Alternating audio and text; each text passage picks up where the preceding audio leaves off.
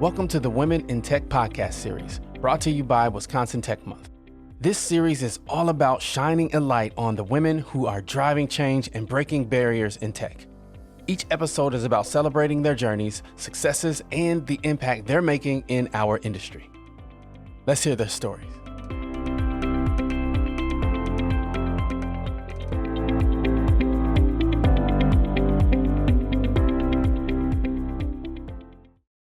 Well, my journey to technology, specifically this position, is kind of a roundabout one. I started with my current organization actually as a social studies teacher.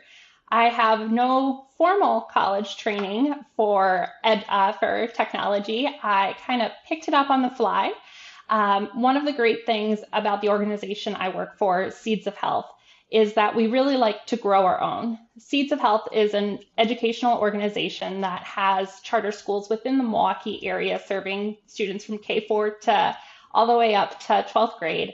And they seem very big on being able to educate not only the students, but the staff as well. So we have a lot of staff that go on to higher positions within. And that's how I ended up in this role of technology director. I always have loved technology, and my principal at the time, Jody Weber, was able to recognize that. I grew up when I was 4 or 5 already on a Commodore 64, which I know kind of dates me to say that that was like the tech then. And my first computer that I got was like a Compaq, if you remember what those were, way before they went bankrupt. But I absolutely love spending time on tech. I just kind of had a knack for it. I only ever took one formal class in high school on HTML. And again, I'm going to date myself here. It was to learn how to code for my MySpace page. And so that was the extent of my coding knowledge going into this position. I was able to really pick up a lot on the fly. And I think one of the great things about teachers is we're always learning. So I was just excited to learn all the different things. So I went from teaching social studies to then running our entire network, including firewall, access points, routers, the whole shebang, and then also doing professional development for our staff.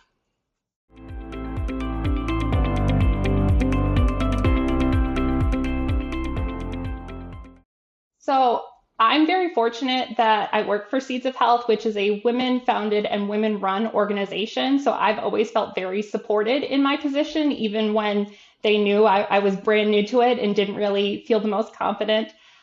Unfortunately, that hasn't been the case outside of my organization. A lot of times, especially since I'm still sound relatively young and I'm a female, I get the, can I talk to your boss? Or they assume I'm their secretary. We've actually had a few vendors that made life very difficult for me trying to correspond with them. I'm the only technology person on staff, so there really wasn't anyone else for them to communicate with, but they weren't cooperative with that. So I really appreciate that Seeds backed me up in all of those situations. They're like, no, she is competent. She's in charge. You need to be able to work with her. She is an amazing human. She'll work whatever you can. But then if we found situations where vendors were not cooperative, that they backed me up on leaving those vendors. I never really anticipated having trouble as a female in technology in this day and age. I thought those experiences were kind of done, but I've had recent experiences within the last year where I'm still getting some of that, where they assume I'm the secretary or other things, which is just silly, especially considering the acronyms and terms I toss at them as we're going through.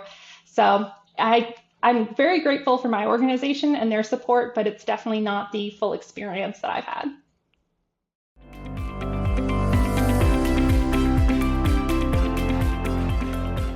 Well, as an educator and working for an education organization, the biggest one was the COVID-19 shutdown. So we had about a little over a few days notice on the week of the shutdown statewide. On the Monday of that week, we were told you'll probably have a few days. And by the end of Monday, it was you are shut down at the end of today. We were able to open school virtually in full on Wednesday. So less than 48 hours later, we were running full gear. It was not to say there weren't still some bumps in the road, but there was a lot of work that had gone into that I didn't realize that was what I had been preparing for quite a while. We had had a one-to-one initiative back in 2015, which was much earlier than a lot of the places in the area, that allowed us to have more than enough devices to be able to send those home.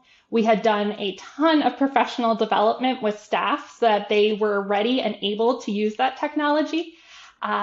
They being able to kind of learn some of those things on the fly and not be scared of tech is a big part of what we work towards with our staff.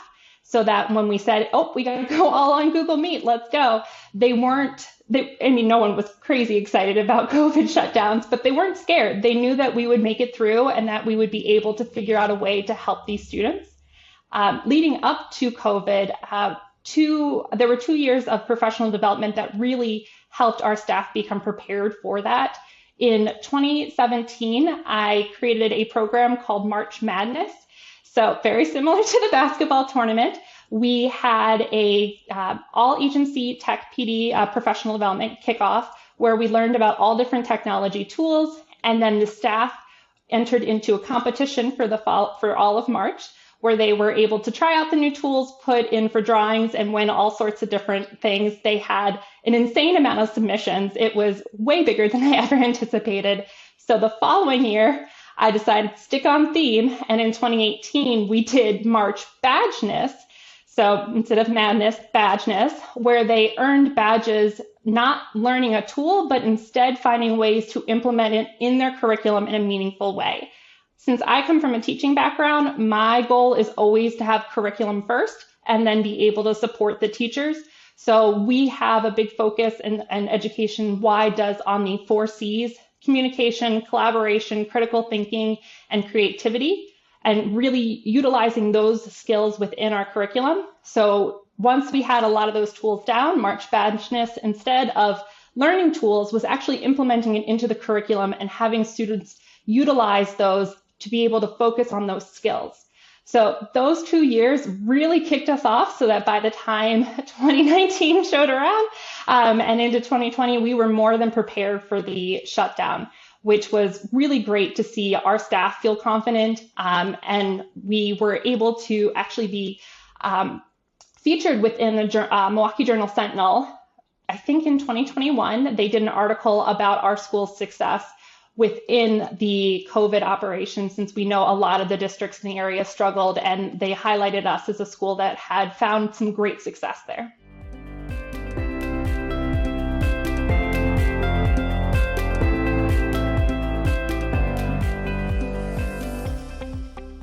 What I love most about being in the tech industry is being able to offer such a variety of opportunities for our students.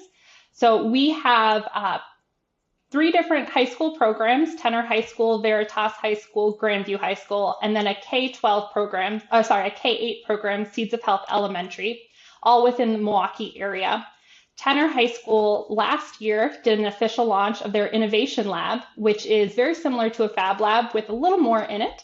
So within the world of technology, we get to expose them to so many different career opportunities. We have laser engravers. We have 3 different ones, actually.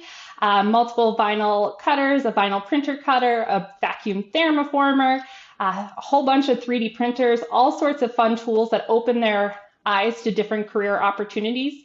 Tenor High School is unique that they do 4 years of high school in 3 years. So the Fab Lab opens them up to see what their 4th year can be, where we do what we call college with training wheels, where they go to MATC, but they're still enrolled so it's their senior year, but they go to MATC. We help them get their books, get their syllabus, get everything ready. And so a lot of what we do in those first 3 years of their schooling is be able to prepare them for the options at MATC. And a lot of times the kids don't realize how much is out there that involves technology now. So when we were talking about manufacturing or production, they don't realize how much there is and what a wide breadth there is for their opportunities. So being able to find all of those different little nooks and crannies to be able to teach them, here are some great opportunities for you, that's been really rewarding for me.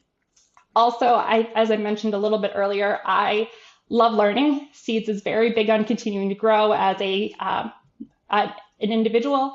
So I love the new puzzles and the new things you have to figure out. I've really enjoyed all of that, the newest fun being AI.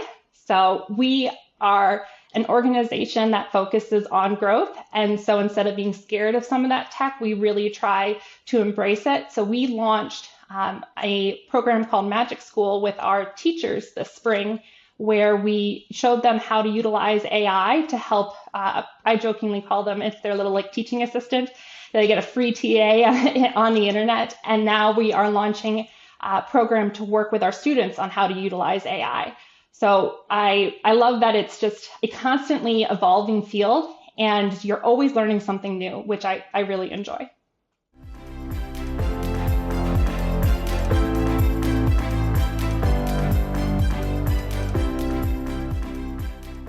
There are two pieces of advice that I would give. The first one bounces off of my last answer. You have to be ready to love change and plan to constantly be learning. If you are someone who likes to learn a skill and that's what you do, this is not the career for you. Technology is a constant whirlwind of chaos and brand new things being thrown at you. If you went to college, plan that 5 years out, it's not going to make a difference, which is probably why it's so easy as a person who didn't major in technology for me to be able to stay relevant in the field. So much of it's changed from when I would have gotten that degree in college. The other piece of advice is specific, probably more to women, but to take up space, that we are important. We need to be willing to speak up, share our opinion, and don't be scared to be wrong. I feel like a lot of times women will wait until we're 100% certain we have the correct answer. And we don't need to wait that long. We have ideas. We need to be willing to toss them out there, especially with technology. You're going to be wrong a ton. You're going to fail. But that's how you get to success. And the only way to be able to fail is to be able to take up that space to show that you have ideas, that you can do that, and really just make sure you're engaging with the whole community and make sure that there aren't any men trying to kind of keep your voice quiet, that you have an important role in there.